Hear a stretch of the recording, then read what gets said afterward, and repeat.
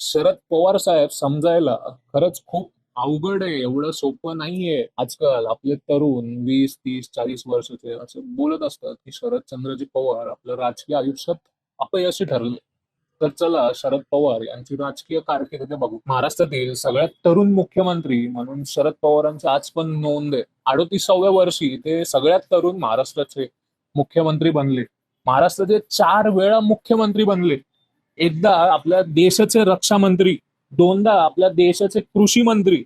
हा 85 वर्षाचा तरुण, त्यांची कारकीर्द काय होती किंवा शरद पवार काय होते हे आजच्या तरुणांना कदाचित कळणार नाही. कृपया त्या तरुणांनी आपल्या वडिलांना, आपल्या काकांना विचारावं की शरद पवार काय होते. काल शरद पवार यांच्या नातीचं रिसेप्शन झालं. त्या रिसेप्शनला आपल्या देशाचे पंतप्रधान, गृहमंत्री, विरोधी पक्षनेते यांची आवर्जून उपस्थिती होती.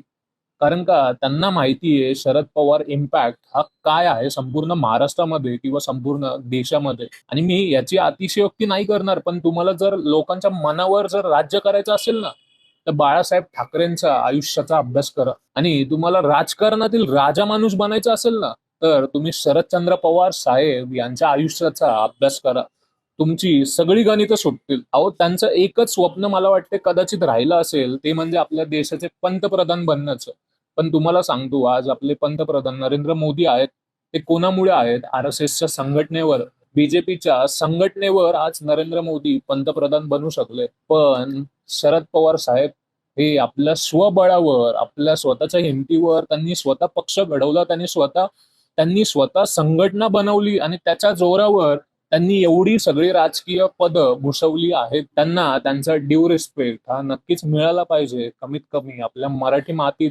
कारण की या महाराष्ट्राला त्यांनी संपूर्ण आयुष्य दिलंय. आज ते 85 वर्षाचे आहेत, तरी पण आज 25-30 वर्षाच्या तरुणासारखं राजकारणात, समाजकारणात सक्रिय आहेत.